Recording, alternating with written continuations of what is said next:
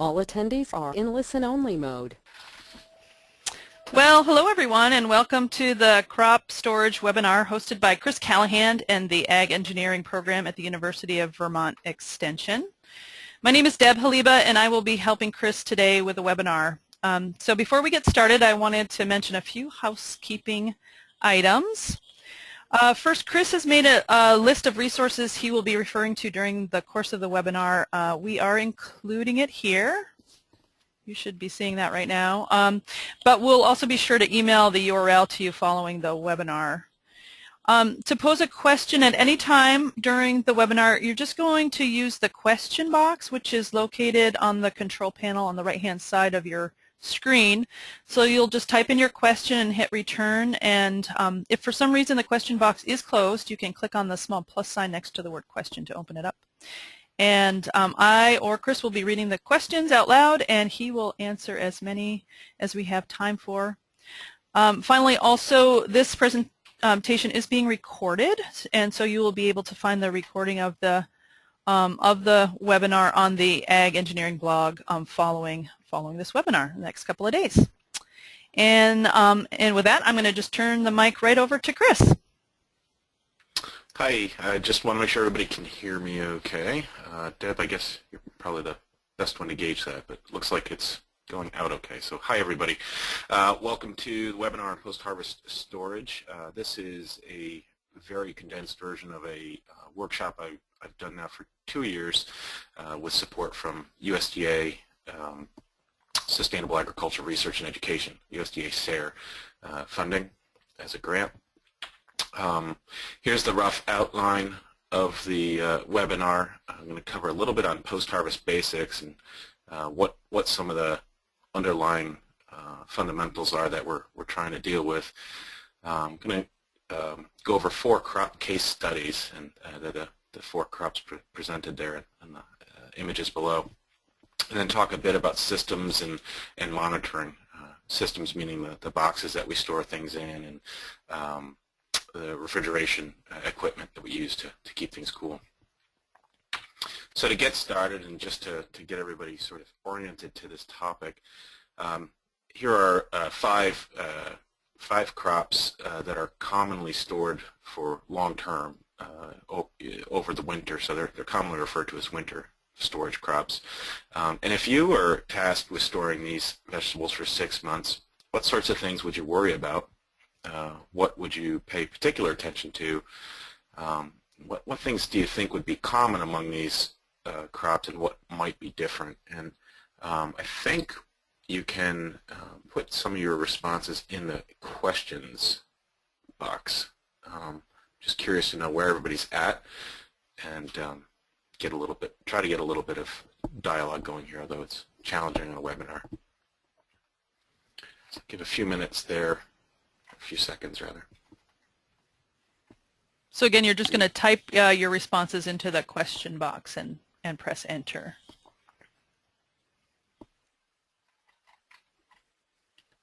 Right, damage to vegetables prior to storage is one thing coming from Steph.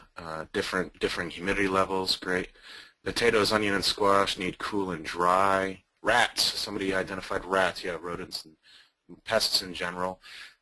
Rot, maintaining nutrition of what we've stored, humidity and temperature requirements. Great, these are all really good responses, and it's a lot of what we hope to get into here. I'll keep an eye on that as we go along, see if there's anything else that pops up. Thanks for your responses. So yeah, basically you spend all this time and allocate all these resources to growing something, and now the question is, so now what do we want to do with this? And by the time we've harvested something, most of the costs of production are sunk. And so what you do from that point on really can have a dramatic impact on profitability of that crop. And lasting quality depends on paying attention to storage.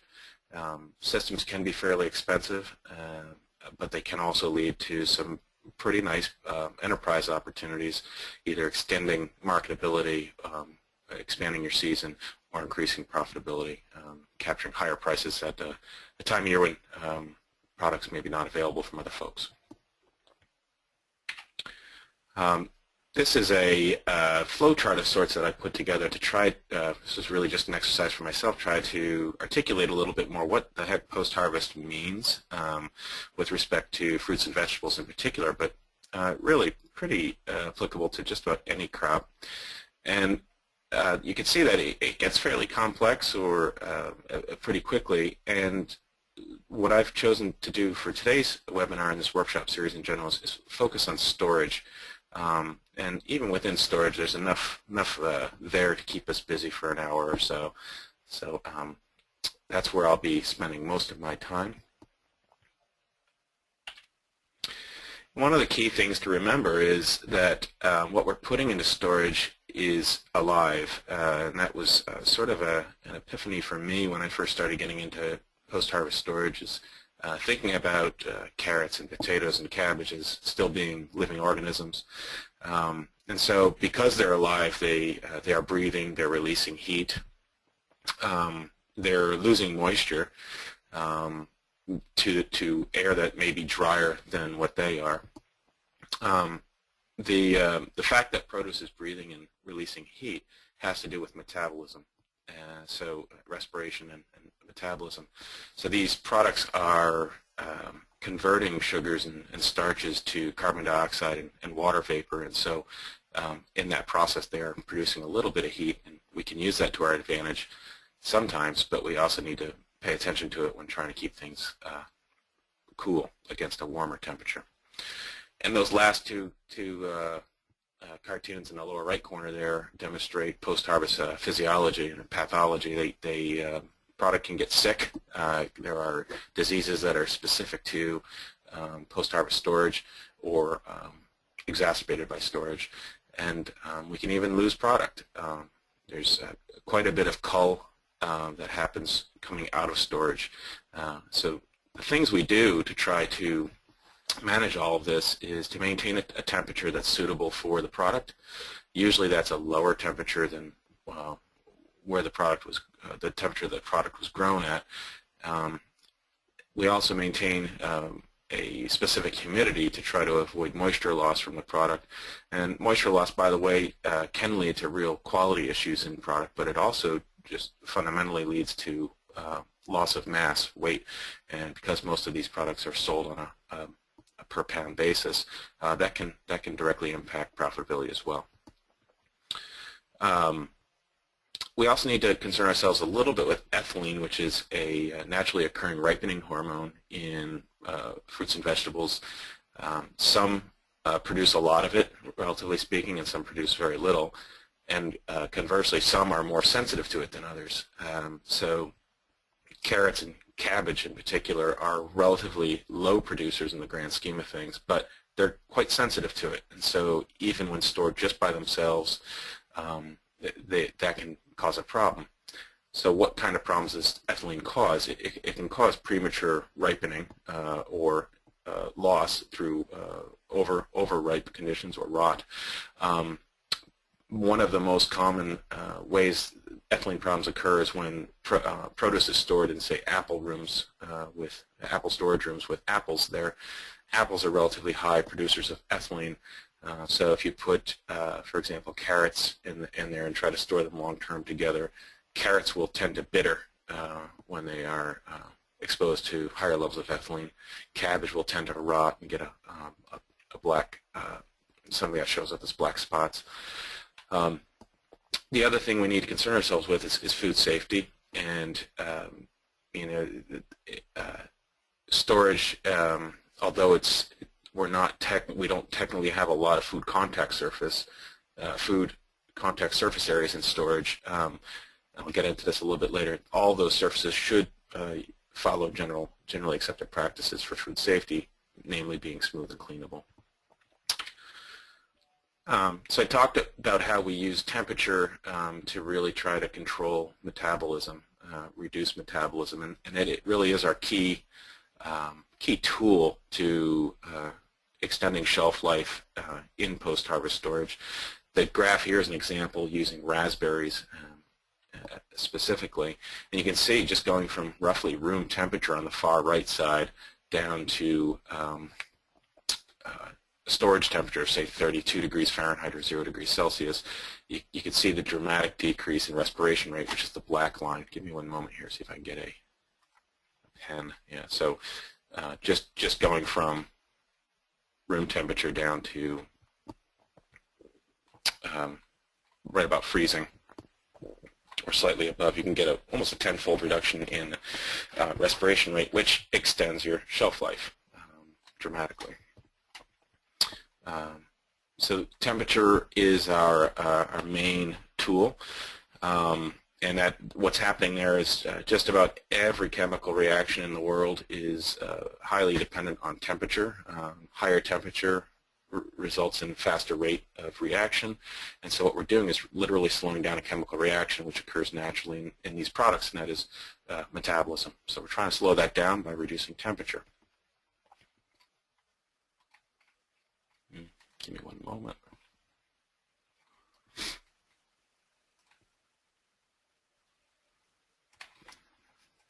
Okay. So what else can happen in storage? There's also potential for some chilling or freeze injury, and those two things are dealt with separately, or the two things that occur at two different levels of temperature. Not all things freeze at 32 degrees Fahrenheit, 0 degrees Celsius, because fruits and vegetables, they do have a lot of water in them, but the water is really not directly available or free. So we can have something stored below the freezing point of water normally without having freeze. Chilling can also be a problem, and that's where some tissue, although it hasn't been exposed to freezing conditions, can still be damaged or provide an opportunity for increased rot in one area.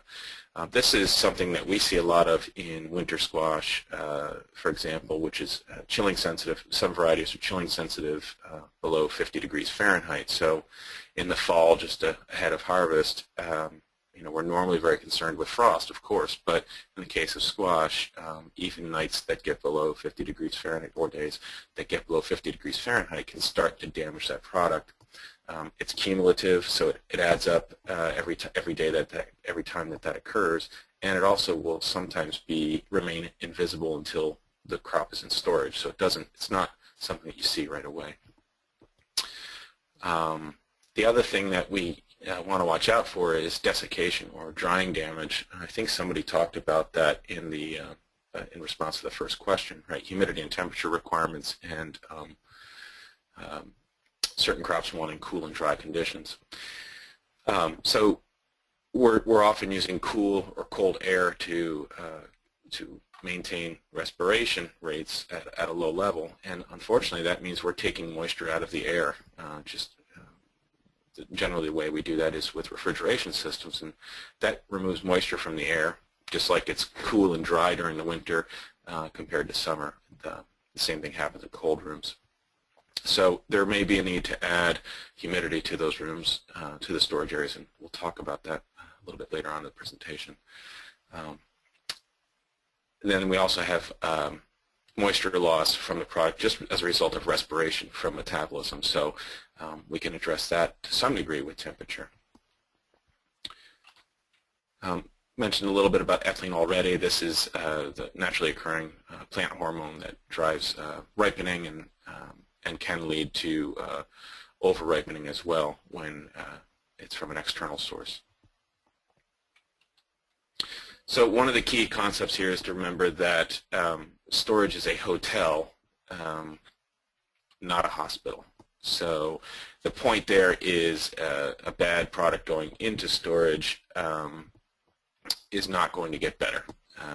A good product going into storage can be maintained at a fairly high level of quality for quite some time, but a bad product going in is not going to get better, and Stephanie pointed that out in response to the first question. Damage to vegetables prior to storage can cause real problems in storage. It can also lead to, it's the old saying, one bad apple in the barrel can lead to a bad barrel. So there's an opportunity for improvement of a whole lot of product in storage by paying attention to quality going in and doing a good job of sorting and culling out bad product. So we've talked about temperature and humidity and ethylene, and so that's some good news. We know the things that we need to pay attention to. The challenge is each crop is slightly different. There are some common groupings of them, and luckily some very smart folks have looked at this over a long period of time. And one good resource that represents a lot of that work is USDA Handbook 66. And there's a link to this there on the slide, and this is what it looks like as a website. Are you able, Deb? Can you just check that that's presenting all the way? Yep, that's good. I can see it. Okay. Mm-hmm. So this in the slideshow it showed as a green book, and it actually hasn't been printed since about 1984. So it's now all online, and check this out. It was just updated a couple months ago. So that was an exciting day in my life to have the updated Handbook 66. And what I'm doing is scrolling through the different commodities that are covered in here, and you can see it includes a lot of fruits, even something like dragon fruit, but also includes some of the more common ones like that we'd be looking at, like potato. So if we click on potato, what we get is a nice PDF specific to potatoes. You've got a name of somebody here who has studied the topic and presented this in summary form. By the way, the authors of these sections are quite accessible and very responsive, so you can track these folks down and ask them questions if there's still questions after reading through their material. So there's a little bit of background on the crop, quality characteristics, grading, sizing, packaging, and then finally we get to the section that we're talking about today, optimum storage conditions. So this talks about the ideal conditions for potatoes, in this case, not only for storage, but also something that's very important in potatoes, curing. So between when the potatoes are harvested and when they're stored, we give them an opportunity to cure the skin. So the word is carefully chosen. It's literally curing any damage that may have occurred during harvest or transport. And it provides for better storage. You're basically giving that potato some armor to survive the storage period. So I'm not going to get too deep into any of this, but just to point out that the optimal conditions are identified there. They get into chilling sensitivity for each crop here, ethylene production and sensitivity, and respiration rates. Respiration rates are kind of important because oftentimes when refrigeration systems are sized, sometimes that's not taken into consideration. So it's an important thing to know that the product has a heat is producing heat as well. You're not just fighting the temperature outside, but also the heat that's being produced by the product. Gets into some of the physiological disorders that might present themselves in this particular crop. And then one of the best parts about this reference is the further reading section. So these are all the references cited or used to come up with the information above. And so if this isn't enough detail for you, you can get into even more by tracking down these references. So that is Handbook 66. The link is provided here on the slide. It's also provided in the chat box that Deb pasted in. And I think we're going to email that out to everybody as well. So here is, this slide is a summary of 5 sections of Handbook 66 for the crops noted. And this is sort of a continuation of the first question I asked. What would we think about with respect to these different crops, and what would be common and what might be different? So in looking at this, again, use the question box to answer the question. It's a little bit like Jeopardy, I guess. Give me an idea of what you see here that is common among these various crops, and what's different, what might require some special attention. So again, this information is from Handbook 66. It's the optimal storage conditions and also some information on respiration and ethylene production and sensitivity. And go ahead and use the question box to tell me what your impressions are of this.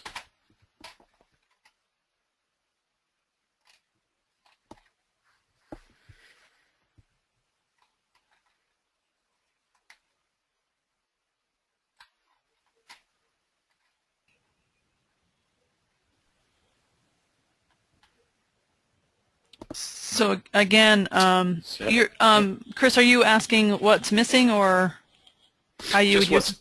Just what's interesting about this, or what things are different between the crops, and what things might suggest they, for example, could be stored together. So Steph has responded. Squash storage temp is very different from the other crops, for sure. All have very low ethylene production rate. Yep, absolutely. These are, and that's true for most vegetables compared to, say, fruits. Fruits tend to be higher producers of ethylene. That's one reason why we try to keep apples, for example, away from vegetables in storage, even in our refrigerators.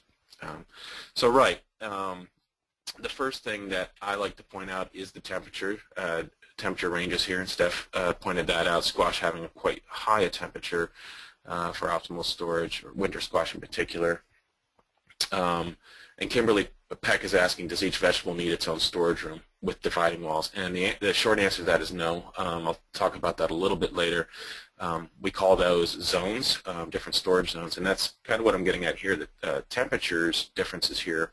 The big one you see is between, say, winter squash and the other crops, but there are differences even, say, between potatoes and cabbage and carrot. I mean, 36 or 40 degrees Fahrenheit compared to 32 is actually a pretty significant difference. So it does suggest the need for multiple storage zones, which may or may not mean multiple rooms. There are some ways to accomplish this without different rooms. The other thing is look at the humidity difference. The relative humidity difference for optimal storage between some of these crops is quite different. Squash and onion, squash being quite low, onions being low as well, but then compared to, say, carrots and potatoes and cabbage, which want relatively high humidities. The other thing I like to point out is respiration rate. So the units here may not be familiar to everybody, but it's British thermal units, BTUs, per ton per hour. So it's a rate of heat production for a given mass of product per hour. So it's how much heat each product is producing, each amount of product is producing. So look at squash compared to onions. Almost in order of magnitude higher in squash, or more than an order of magnitude higher in squash than compared to onions. So that means that if your goal is to protect from freezing, you have less of a job to do with squash than you do with onions, because you have less heat to make up for externally. And then somebody pointed out the ethylene sensitivity is, somebody pointed out the ethylene production rates are all quite low. Key thing there to remember, though, is they're not zero. They are low, but they're not zero. And some of these crops are quite sensitive to it. So even with a low rate over a long time and no ventilation, you can get into some self-induced problems with ethylene. Cabbage and carrots being particularly sensitive in this case. So zone storage, to get to Kimberly Peck's point or question, yeah, oftentimes we will have different rooms dedicated to different temperatures and humidities. And usually it's this sort of breakdown between carrots, onions, potatoes, cabbage, and squash, with carrots and cabbage oftentimes being stored in a common room. Do need to consider ethylene production and sensitivity. There are some lower cost ways to do this, particularly at the small scale. You can use perforated bags, for example, to store carrots. Carrots in perforated bags will provide a high humidity environment and allow a little bit of ventilation, so they could be stored, for example, in with garlic or onions at low temperature, low humidity. Carrots will still have that high humidity inside the perforated bag. Vapor barrier walls, even greenhouse poly can be used to sort of break up a large storage room to share the refrigeration system among different crops that need different humidities. Got it, Deb, thanks. And then higher cost would be dedicated structures. You know, so having multiple rooms with dedicated evaporators to cool them. The other thing that I like to point out is sometimes there will be a need to cool down product quickly coming in from the field. Sweet corn is a common one in our area, becoming more common. So to preserve quality of the sweet corn right after it's harvested, it's got quite a bit of sort of ambient field heat in it, and to get that down to storage temperature, you know, a dedicated cooler or space in the cooler could become very useful. The picture in the lower right-hand corner there is a pallet of carrots that were in bulb crates, and they were being stored in a room that didn't have very high humidity but was cool. And so this particular grower wrapped the pallet of bulb crates in plastic and was able to make a high humidity zone within this room that wasn't. So there are ways to accomplish that without multiple rooms. Thanks for the question, Kim. So oftentimes we're looking to either remove heat or add heat, and I've listed root cellars here under removing heat. I do have an exercise on that I think can turn that around, but it's essentially a cool sink with high humidity, and we can also remove heat with air exchange, so just using a fan to pull cool outside air into a room to bring its temperature down. That works particularly well this time of year, taking advantage of cool nights to protect against warm days. And then coolers are the most common way to do this. We use mechanical refrigeration to actually pump heat out of a room to outside usually, or to another room that might be able to benefit from having that heat. And then in terms of adding heat, usually for higher temperature crops like squash, for example, a small heater on a thermostat can often do the job quite well. So I mentioned that root cellars are a form of cold storage, and I guess the question really is this cold storage or warm storage? And just take a chance to put your thoughts into the question box here. Consider where it might be located, how it's built, what it might be protecting against. So again, use the question box.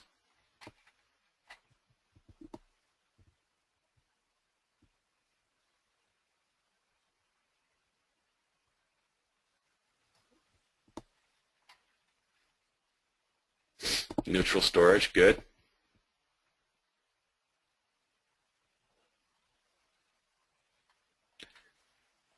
Yeah, if I told you it's the Elliston root cellar in Newfoundland and it was built in 1610, would that change anybody's answer? Protects against sun and some pests. That's a good thought, good response. Yeah, generally it's really doing both. It's providing a relatively cool space in sort of the shoulder season, this time of year, with the soil temp being generally lower than the air temperature. And then in the depth of winter, its main function is protecting against freezing temperatures outside. So it really does both. It's cold and warm. And that's true just about every cold storage in a system in the Northeast. It's at times used to cool things down and at times used to protect them from freezing. So how do we build them? Root cellars are one option. There is a lot of renewed interest in more passive systems and using earthen materials for constructing storage systems. More common are either prefabricated boxes or self-constructed cold rooms, stick framed and insulated rooms. Some people are finding benefits using insulated shipping containers, which can be bought and basically moved on site pretty quickly and easily. The kind of the fundamentals here are we want to make sure that it's structurally sound, that it's made of durable materials, moisture tolerance both outside and in. There may or may not be a need for it to be reusable or have resale value. And there may or may not be a need for it to be portable. If a number of new farmers who are just getting going and renting land are finding the shipping containers to be particularly useful because they can just move them when and if they move. So a little less fixed investment on rented property. In terms of finished materials, the guidance is always ensure that they're smooth and cleanable. The reason for that is from year to year, storage crops can sort of transmit pathogens to each other, and that can also become a food safety issue. So some smooth and cleanable materials are noted here. Galvalume roofing, that's galvanized aluminum roofing, is something that larger storage rooms are finding very useful. It covers a large area very quickly. It's quite durable, particularly if you're moving pallets of things with fork trucks. You know, it's not uncommon to be running into the wall, so it gives you a little bit more protection than some of the other materials. It's also more expensive. You know, a lot of people are very used to using plywood for sheathing and construction, and it's not fundamentally prohibited, but it does need to be top coated. It needs to be sealed and coated with something that's going to be smooth and cleanable. Plywood in and of itself would not be. One of the sort of tried and true materials for this type of application is fiber reinforced plastic, FRP. It's also known as dairy board in some places. So this is a plastic material that's impervious to water. It's quite cleanable, and although it's textured there, it's considered smooth because it can be cleaned quite easily. These are some sort of a quick cost comparison of a couple different options. On the left-hand side are some prefabricated laminate FRP panels. So these are panels that a company called Crane Composites is making. You can see the plywood substrate here and here, and then on top of it is the FRP. So instead of having to assemble these on site from materials like this, you can actually buy the laminate altogether. These costs are for assembling on site. And so you can see that FRP is a bit more expensive, but I think it does come down to how long a term are you planning for. Is this something to get you through the next couple of years, or is this a 20-year part of a 20-year plan for the operation?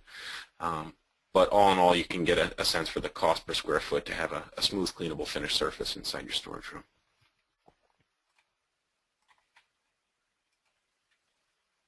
I do want to point out that on the bottom there, I've noted a couple. I'm not sure if everybody's familiar with Aruca Ply. It's a type of plywood that is actually quite smooth. It's a sanded surface. And so what's nice about that is if you top coat that with paint, you can get a nice smooth cleanable surface from it. Different from what's known as CDX plywood, which is the most common plywood used, or OSB, which is the chipboard or particle board that we're used to. So those latter two would result in a pretty rough surface with lots of nooks and crannies, and we want to avoid that. We want something that we can wash down between uses. I need to get rid of my pen markings. Some practices to avoid are direct soil contact, and I often get the question, you know, well, what about unwashed potatoes in storage? Lots of people store unwashed potatoes. Yeah, that's not what's meant here. This is, it certainly is okay to store a product with soil on it that came from harvest. What the point I'm trying to make here is in a storage room that has a soil floor, if you have year after year of storage of crops stored in that room with direct soil contact, that soil can become a pathway for pathogen loading from crop to crop. So we want to avoid that. So even just getting the product up off the ground with pallets or shelving, ideally crates and pallet bins or something like that would be helpful. Avoid uncoated plywood and chipboard or sheetrock. You know, I know that and uncoated spray foam. I know personally how that happens. We get a construction project started, you get it framed up, you get it insulated, maybe you get it sheathed, and it's time to store or time to use it, so that the finished work never gets done. The problem here is these materials are not great for moisture, and what we're going to be creating is an environment that's cool and humid, which is going to lead to some condensation. So water, bulk liquid water on wood materials or cellulosic materials is going to provide a nice place for mold and mildew to grow, and that's something we want to avoid.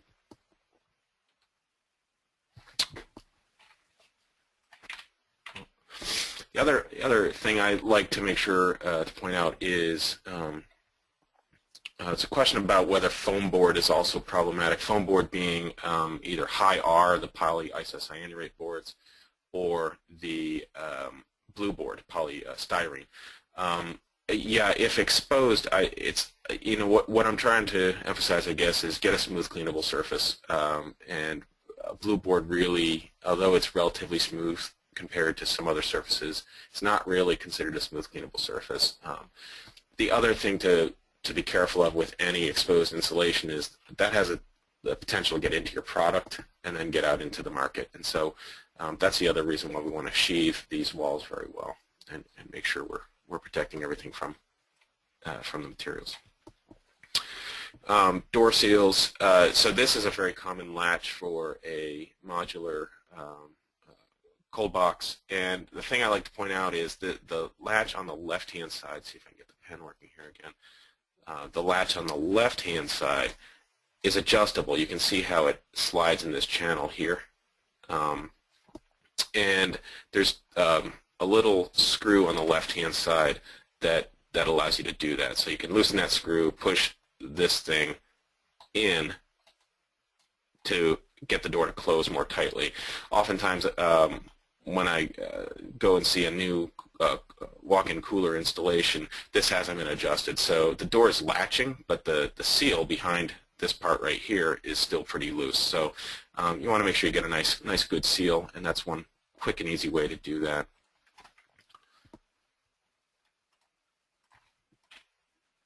The other test is, the other thing to consider is doing a daylight test. So you go inside the cooler, turn the light out and look around, and in particular at the doors, and you'll probably see something like this if the cooler's been in place for a long time, or if it's newly constructed and hasn't had all the sealing completed.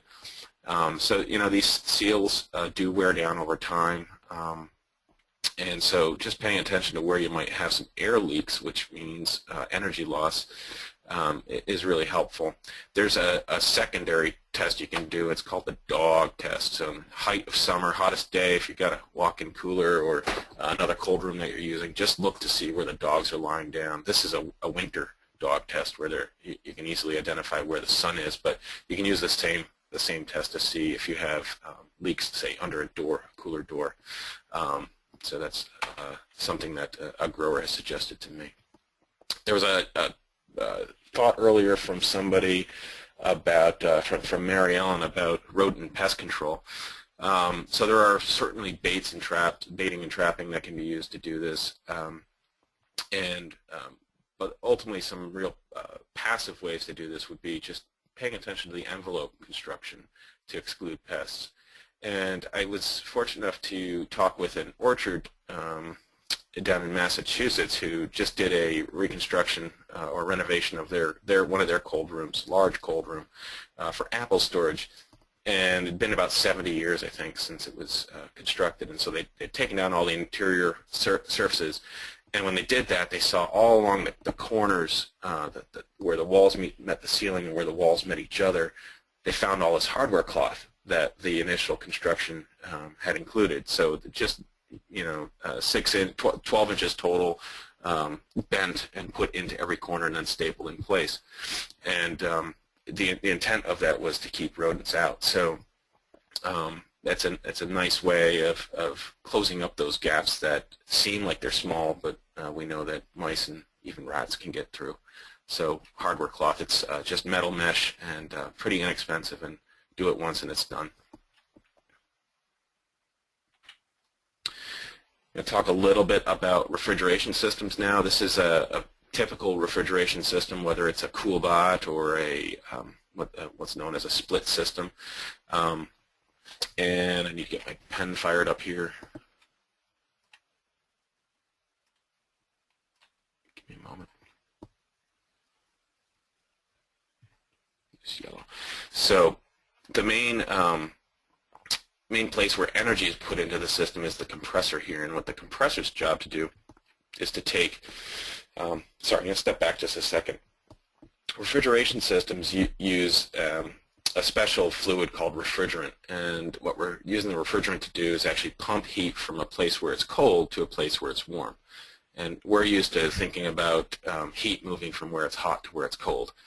So what we're doing is really sort of pushing a rock uphill with these systems. And we do that because refrigerant can be, the temperature of refrigerant can be easily adjusted with pressure. And so a compressor takes, and in this diagram, everywhere where you see dotted lines, the refrigerant is a gas, and anywhere where it's solid, it's a liquid. So just like when you boil water for tea, or if you've ever been in a house with steam heat radiators, those two things take advantage or are demonstrations of water's phase change from liquid to gas and then from vapor back to liquid. Doing the same thing with refrigerant. So a compressor changes the pressure of the refrigerant between the condenser, which is outside, and the evaporator, which is inside. The evaporator is evaporating refrigerant and cooling the air inside the cooler. The condenser is condensing refrigerant and rejecting that heat outside. So you could think about this in a sort of the reverse way. This is a boiler in the basement of a steam heated house, and this is a steam radiator, getting rid of the heat and heat being added to the system. So what do these things look like?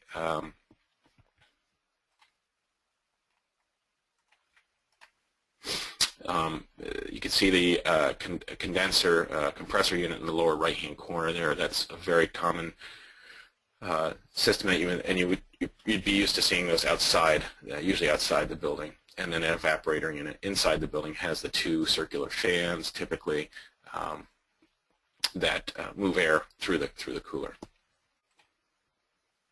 I mentioned that the compressor condenser unit where the heat is rejected is often outside. There are some people who have found that having those in like the packing or washing room of their facility is a nice thing to help get a little bit of heat into the space in the shoulder seasons or middle of winter to take the edge off. So it doesn't always need to be outside. It's a bit noisy, but it doesn't need to be outside. You can benefit from that. Some different evaporator options. So again, this is the part of the system that's inside the cooler where we cool the air. The evaporator is cooling the air. They're pretty standard. There are some pretty standard offerings, and then there are some that are a bit more unique. This one here is a high humidity option, and what makes it a high humidity option is it's essentially made to run at lower refrigerant temperatures, which drops less water out of the cooler air. So it can fundamentally maintain almost passively a high humidity level inside the cooler. So it's something that if you are considering construction and working with a refrigeration contractor, something to bring up in the discussion. Consider a high humidity evaporator if you need high humidity conditions. There are other ways to add humidity to a room.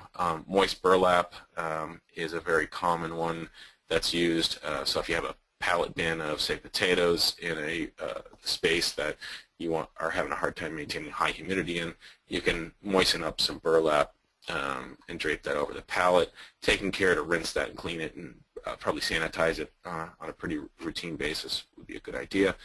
There are some more expensive systems for larger installations that add humidity to the room, really in the form of small droplets of water, and those are the other ones shown here.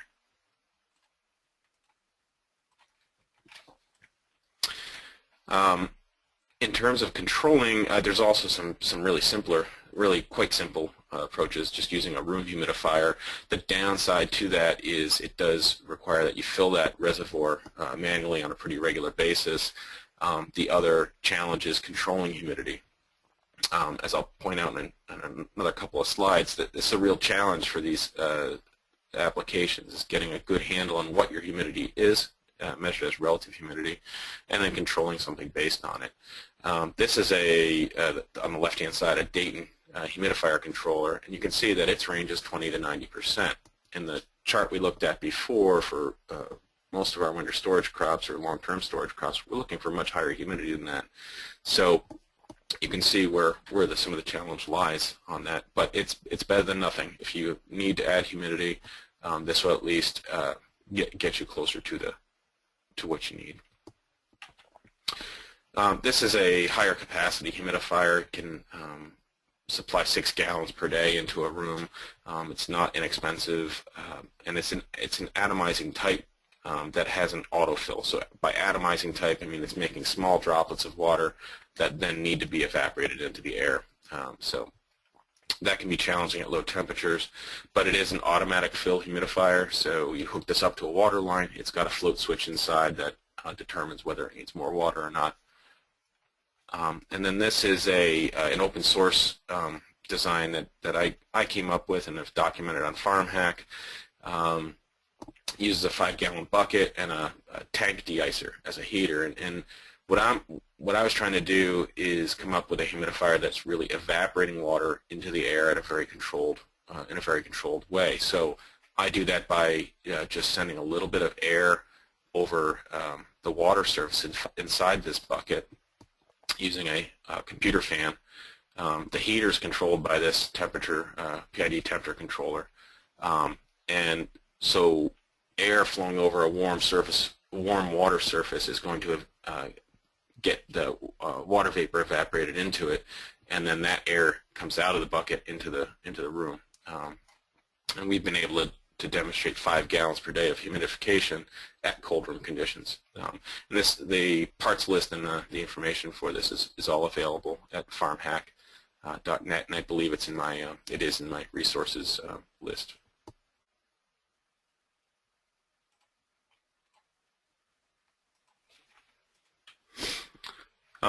Another option for refrigeration system is a CoolBot, and CoolBot is made and marketed by a company called which has a website of storeitcold.com. Storeitcold.com. This basically converts a window air conditioner into a refrigeration system by taking the air conditioner's thermostat and tricking it, basically heating it slightly to make the air conditioner think that it hasn't met its goal yet in controlling air temperature. And it also monitors the fins for icing, and then it has its own thermostat. So it's basically a way of tricking a window air conditioner into providing refrigeration. It's a nice low-cost way of getting some refrigeration quick, and my guidance is always to make sure you've built a good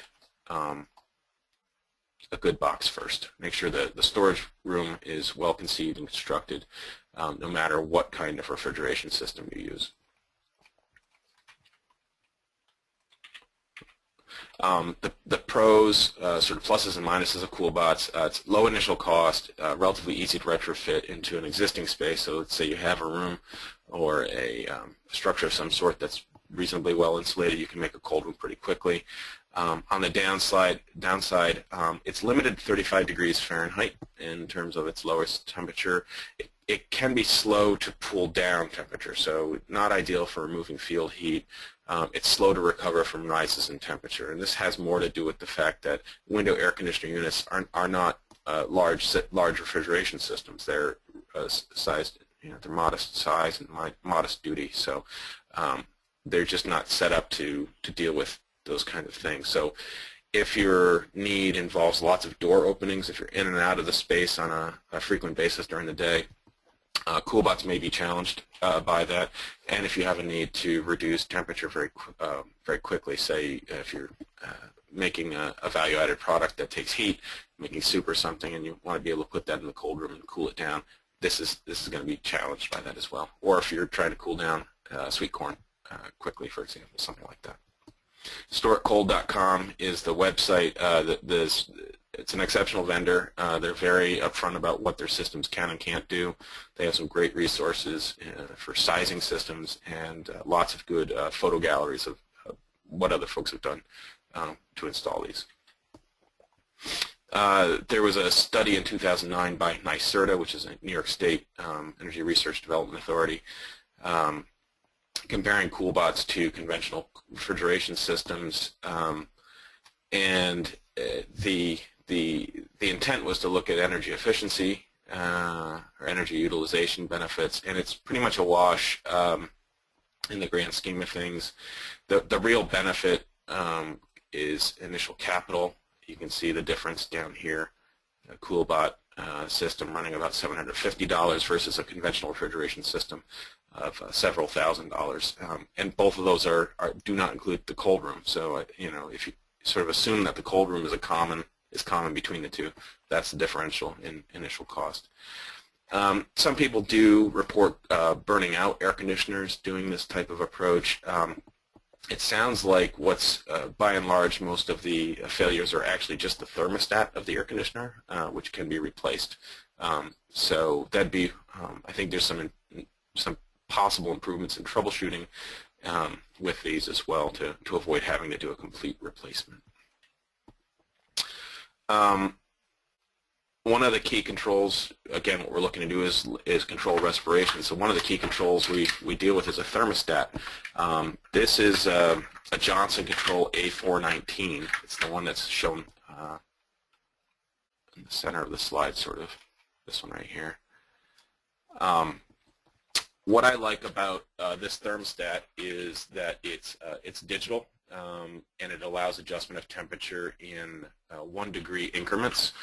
It allows a differential of 1 degree as well. So differential is the difference between when the thermostat turns something on and allows it to turn off. So that's a pretty precise adjustment range, which is nice. The other thing is it's a remote bulb. So this is the temperature sensor itself. It gets wired into the thermostat, sorry, up here. It's wired into the thermostat, and then you can run this to where you actually want to measure temperature. What's nice about that is, having spent a lot of time in cold rooms myself, it's nice to not have to go in unless you absolutely have to, for a couple reasons. One, every time you open the door, you're impacting the conditions inside the cold room. Secondly, it's just not a real comfortable place to hang out. So this can be mounted outside. This can be run inside, allow you to control temperature without having to go inside the space. It's a Johnson Control A419. There's also a Robert Shaw version similar to this. So that's my spiel on thermostats. The reason I don't like the dial thermostats, twofold. One, you don't necessarily know what exact temperature you've set. If you're trying to set 32 degrees or 34 degrees on this thermostat, you're going to think you're pretty close, but you're going to have to check that some other way. The other reason is that I found the dial thermostats to be inherently inaccurate. There are instances where in the field I've checked temperature compared to the thermostat setting, and found them to be 7 degrees off. So someone has a thermostat set for 37 degrees, and they're really at 30 degrees in the room. So I like the digital control for that reason.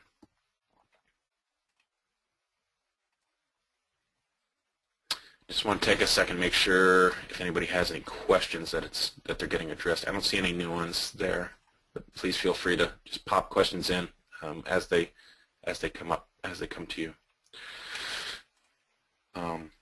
Mentioned a little bit about adding humidity. Some crops will add some humidity as they respire. We don't really depend on that because again that can mean that the quality of the crop is changing and maybe not improving. Other options are moist concrete slabs, particularly if the product is stored up off of the slab. That's a very effective way of adding humidity into the space. Can be a challenge if it's a very cold, very low temperature room because it can freeze and provide a slip hazard, so just be aware of that. We talked about moist burlap. And then removing humidity. There may be times when you need to actually, when you have too much humidity in the room. This tends to be the case with garlic and onions, which are looking for relatively low humidity conditions. A real easy way to do that in the Northeast for winter storage crops is just do some outside air exchange. So the outside air is relatively low humidity. It's also cool. So you can have a small fan, exchange fan, like a bathroom exhaust fan, set up on a timer or even on a thermostat to exchange air, a certain amount of air to, and then check your humidity. So how do we check humidity? The default most people land on is go and buy a digital humidity sensor like this one, or a weather station humidity sensor, and it's better than nothing. The difficulty is they all depend on the same basic technology. Oops, I need to erase all drawings. They all depend on the same basic technology, which is it's an electronic component whose capacitance, there's an electrical characteristic to it that changes depending upon how much moisture has been absorbed by it. And that's fine for the conditions that we live and work in generally. It gets challenging in cold room conditions because they're low temperature, high humidity, prone to condensation, so prone to lots of water being absorbed into these sensors and not having any way out.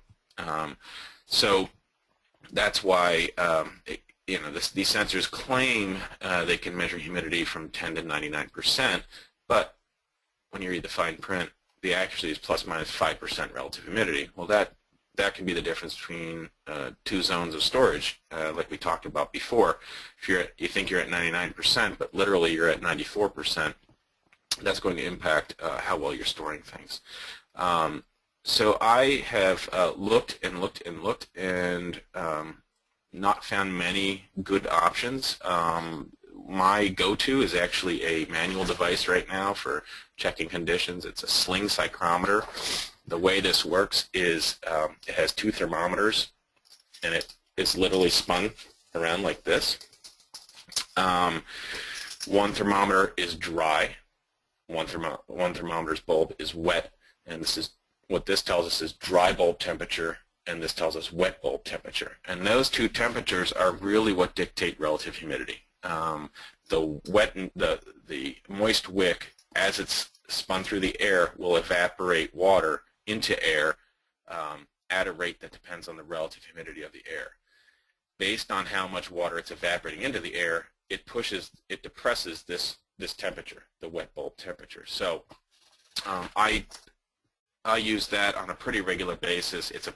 Unfortunately, it's kind of a fragile thing to be carrying around in the toolkit, and it doesn't usually get shipped with a carrying case, so you need to fashion something up. There are more rugged versions of that. This one has its own case included. The problem is your accuracy, your ability to measure humidity accurately is going to depend on your ability to measure temperature accurately. This is a larger thermometer, so I've got better ability to read temperature accurately on that one than on this one. So I tend to depend on the larger one, the one on the right of the slide there. It's also less expensive, interestingly. So one thing I wanted to show was so you get dry bulb and wet bulb temperatures with a Sling psychrometer. What do you do with that? Well, one of the links hopefully I provided in the one of the links I provided in the reference list is to this psychrometric calculator. Big name. Don't let it scare you. It's looking for two temperatures. It's looking for dry bulb and wet bulb, which you're going to get from your Sling psychrometer. Using those two temperatures, you go into this calculator.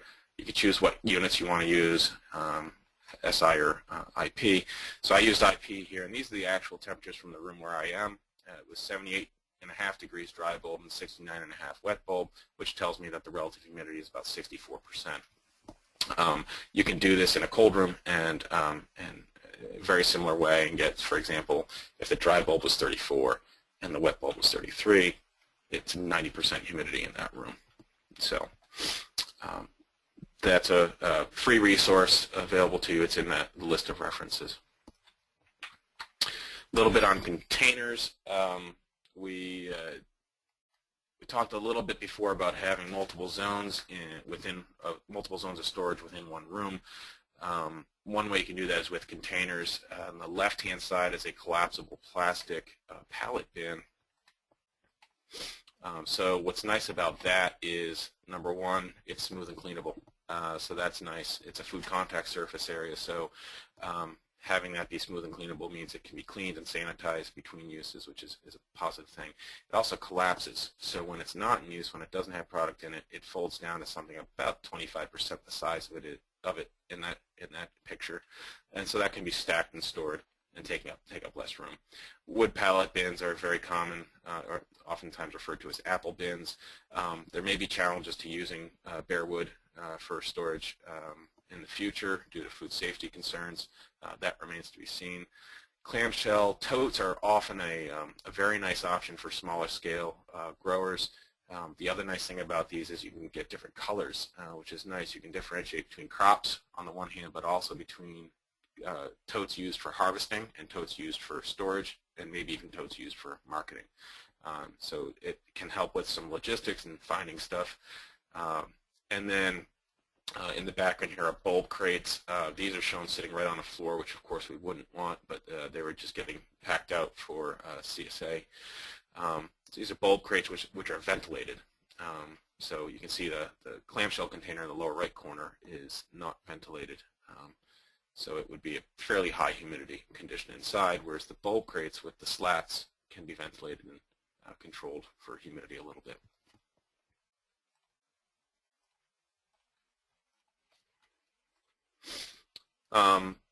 So one of the things that I like to emphasize is we can design our systems, we can know what conditions we're aiming for, but unless we're actively measuring and monitoring those conditions, all of that's for naught. So principle of the measured variable improving is a very important thing in all this, and it doesn't need to be high-tech. Clipboards and paper are just fine in my book. You know, I see a lot of this happening, and it's usually by folks who are very, very good operators, and so it does not need to be high-tech. Can just be a wall-mounted sensor, doesn't need to be electronic, doesn't need to be computerized, and it could also just be a Sling psychrometer to get the measurement. But the point in all this is to measure and to know what the conditions are and to keep track of it somehow to be able to note changes easily. There are some high-tech options available, higher-tech options available. One are these little USB data loggers. So they're literally thumb drives that have temperature and humidity measurement sensors in them. Same limitations as the humidity sensor I mentioned earlier, but is able to log it. So if you wanted to track the conditions over a week-long period or a day, over the course of a day, or something in transit, you could do that with one of these. Relatively inexpensive in the grand scheme of things, but they do have this humidity error that's inherent in all of these types of sensors. As an aside, I've been working on a prototype humidity sensor that would be a dramatic improvement. We're able to get to about plus or minus 1% relative humidity accuracy, and it's actually in prototyping right now, and we expect to get the initial pilot run of those out in the field for field testing this fall. So stay tuned on that, looking to improve things there. Other options for remote monitoring, there's a company called Evaporator, which is out of Somerville, Massachusetts, which has some of these sensors. Sorry, I see a couple of questions coming in. I'll respond to the questions in just a minute. So Evaporator is developing a purely wireless data monitoring or data acquisition collection system, and it depends on cloud-based information systems to get the information to you. So there's what they call a hive, which is basically the base station, and then all these different sensors to measure soil, moisture, air temperature, wind speed, precipitation, and the hive collects all that information, sends it up to the internet server, and then you can get it at any web-enabled device, including an iPhone or a smartphone of some sort. The other nice thing with a computerized monitoring system is you don't necessarily need to be looking at it to find out that there's a problem. You can set alarms, so if if the cooler is running warm, it'll push a notification to you. You don't necessarily need to be looking at it, which is a nice thing. And you can push a notification to multiple people, so you don't even necessarily need to be on site to address it. So this is a fairly popular thing that people are starting to really get interested in.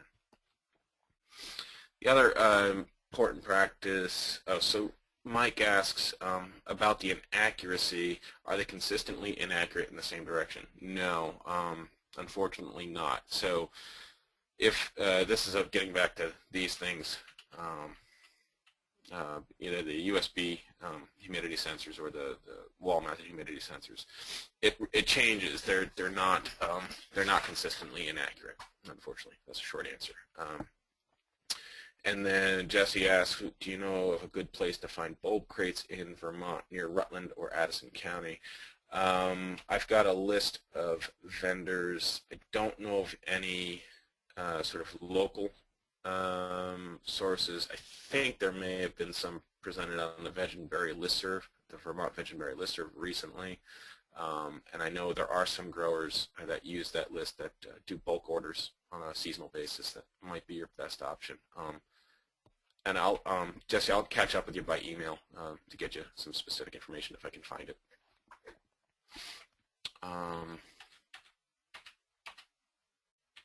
So the importance of scouting in storage is to prevent problems like what's shown in the picture in the upper right corner. You know, what could have been maybe avoided or caught early and prevent all of that. Just by keeping an eye on things. You know, take out some of the bad actors in there to prevent a widespread problem. I think it's also important to have different people perform the task. You know, kind of become sort of blind to things, I think, as individuals, and so having some other people do that task on an occasional basis would be a good thing. They might hear something or see something that you've gotten used to. Even when packing out, you know, when pulling stored crops for market, it might make sense to look at some of the other bins you're not necessarily dealing with that day. Just quickly take a peek. The other thing is spot checking temperature.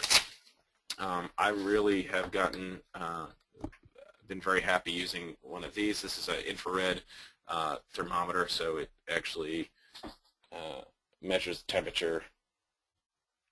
Sorry, by infrared. Get my hand out of the way. So you can measure something without being directly on it. The one drawback is the accuracy of this gets reduced the further away you are, because it sort of is like any light source. It has a beam that gets larger the further away it goes. So you want to get as close to what you're measuring as possible for these to be really accurate. But a handy thing, particularly for checking things like refrigeration systems that are usually up high in the air.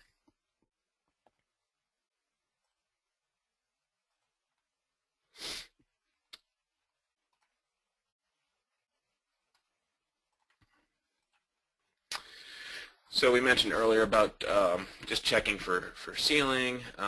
This is getting into more of the operational aspects of, you know, sort of the day-to-day and doing something that I call a cooler audit. So checking on the envelope, are the doors closing tightly?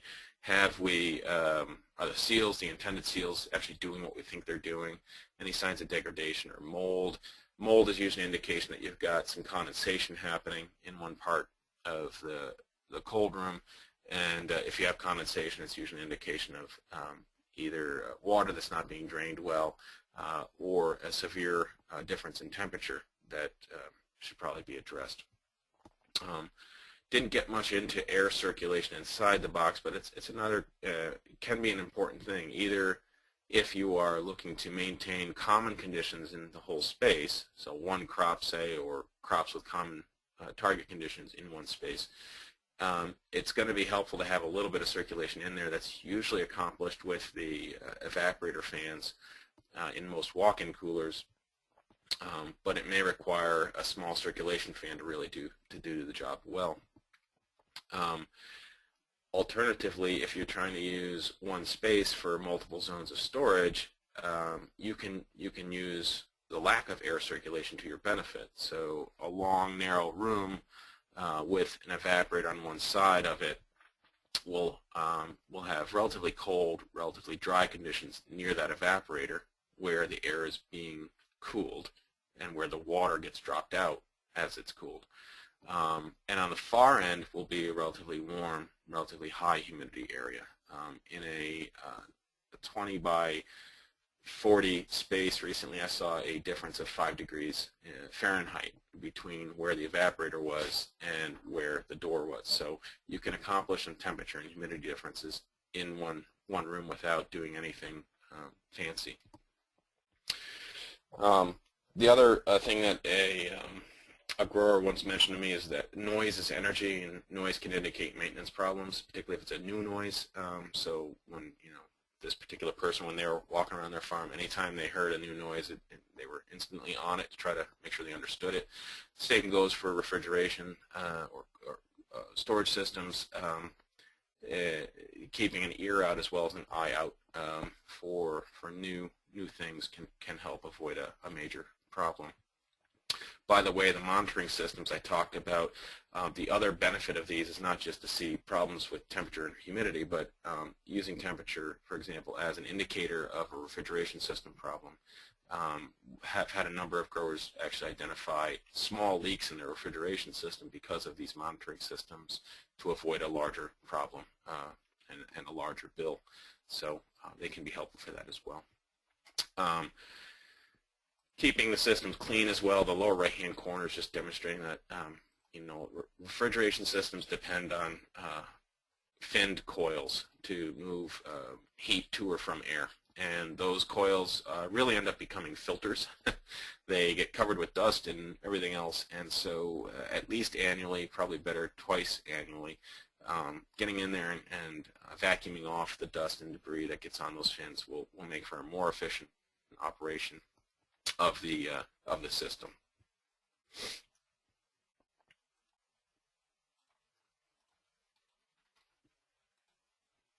I think everybody should have the links that all the links that are presented here. These are some of the resources I use on a regular basis. Hopefully they'll be helpful to you as well. We have about 15 minutes left in our scheduled time, and I'd like to open it up for questions, I think, at this point, unless there's something I'm missing, Deb. No, I think it's great to end with questions. So if you came in late, you're going to ask your questions by typing them into the question box that you should see on the right-hand side of your screen in the control panel, or if you're on a mobile device, it would be just the question mark. You're going to click on that and type in your questions.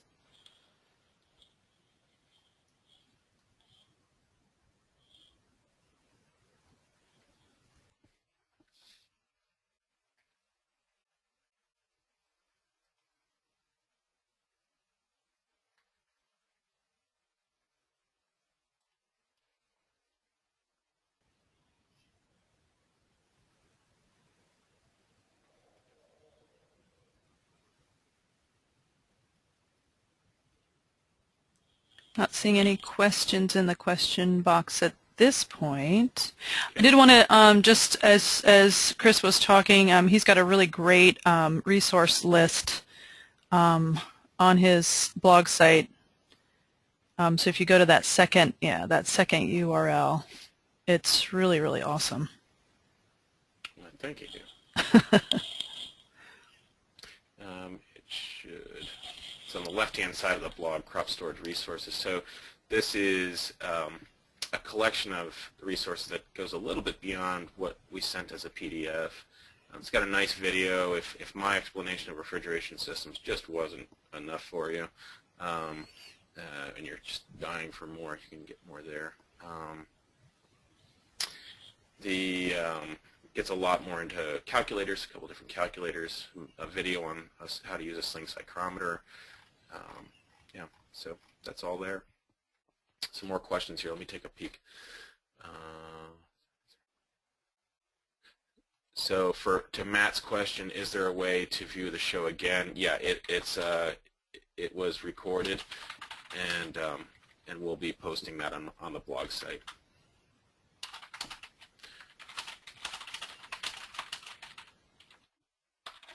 For folks using CoolBot systems, is there other servicing you should do annually beyond fin cleaning? Yeah, that's a good question. Oh, one of the key things with a CoolBot system that isn't necessarily obvious to everybody is window air conditioning units are really made to be installed at a slight angle away from the cool side. And the reason for that is to make sure any water that's dropped out at the evaporator can drain out. And I've had some folks note, you know, I got a call and they say, I've got moisture all in the wall of my cooler, and the source was the CoolBot. So yeah, that's one thing, is just make sure that that bottom pan of the window air conditioning unit is draining water, is clear of debris. The other thing is those window air conditioning units, in particular, if they're outside, if the back end of it is outside, the condenser side of it's outside, the slots in them are just sized perfectly to let leaves in and not out. So just general cleaning, keep leaves, clean up leaves and things like that. But other than that, it's the same basic components in either system, so it's the same basic maintenance. Keeping the fins clean. There's not a whole lot else to really tune. It's worth checking that the defrost sensor on the CoolBot is located in a good spot to actually catch frosting or freezing of the evaporator. And other than that, yeah, essentially making sure that it's functioning the way you would expect it to function. So run it through some tests like that. Hopefully that helps, Mary Ellen. We had an old commercial fridge stop cooling things but still runs. Is it ever worth getting an old unit serviced? I think so. Some of the older units are really good. Particularly evaporators. Older evaporators were just built really solid and are very durable. So that likely can be improved. This is I think Jesse. You can address the fact that it's not cooling things. It's probably a need for a refrigerant charge. There may be a small leak in the system, and so you need to add some refrigerant. The one thing to be careful of with older systems is you know, the compressors that are usually in older systems are not as efficient as they can be. So check with your local energy efficiency program to see if they might incentivize a compressor upgrade. In Vermont, I know Efficiency Vermont does, so they have a program that would help you get that older unit up and running again. So that's a great question. Steph asked, not sure if this is the right place, but if you have a process crop that needs to be kept below 0C, any particular things considered monitoring equipment? Just the range that they're intended to measure, Steph. Same basic things apply. Humidity is challenging. Below C, it's it's very, very difficult to measure anything accurately with regard to humidity. But temperature-wise, it's the same systems can work for monitoring. And can you discuss rodent control in storage some more? We have a seed room where we installed mouse exclusion wire and more, but they still find their way in. Do you have suggestions for effective rat and mouse baiting that will be allowed with organic certification, dog safe, etc.? So there are OMRI-listed baits, rodenticides, available, Matt. It's not something I have a whole lot of information on, other than that they exist and people are using them. Yeah, I'm guessing that you've paid really good attention to the construction details, and that there's I think we talked earlier, maybe before you joined, about having hardware cloth at the corners of construction to address some of that. The other thing that some people have had good luck with is actually building up a curb. This is for new construction of a cold room, but when pouring concrete for the slab, they actually poured a curb. I think it was about 12 or 18 inches up off of the slab, which was everywhere except for the doors. the door rather. And so that helps prevent rodent access to some degree, in their opinion. But yeah, the hardware cloth is usually quite effective. So that it sounds like there may be one particular area where they found a way in, and it may just come down to tracking that down. Electrical penetrations are commonplace for outlets or lighting conduit, things like that. I'm always amazed at just how small a space something can get through. And you might be able to get away with spray foaming those areas, or maybe sealing them with a small piece of sheet metal or wire mesh rather. I'm taking a look back through the questions, see if I got them all so far.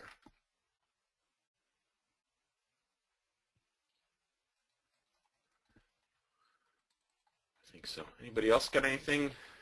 Oh, no, we got that one.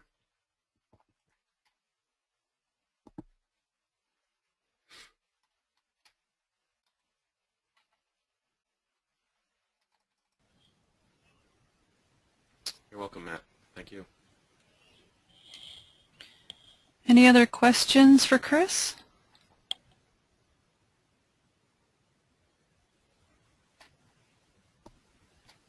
Any final words, Chris, that you would like to leave the group with? No, I think we covered it. I mean, to me, it comes down to appreciating that each crop has specific conditions you're trying to achieve.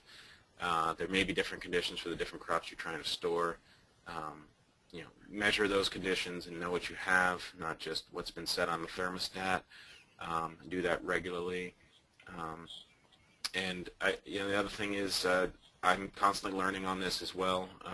And questions you run into may well be questions that I would benefit from helping you with. So stay in touch and don't hesitate to reach out.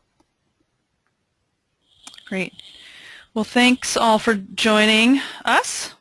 And Chris, thanks for providing this webinar. It's really, thank you. really valuable information. Okay, so we will end the webinar. Have a good day, everybody. Thanks, everybody. See you.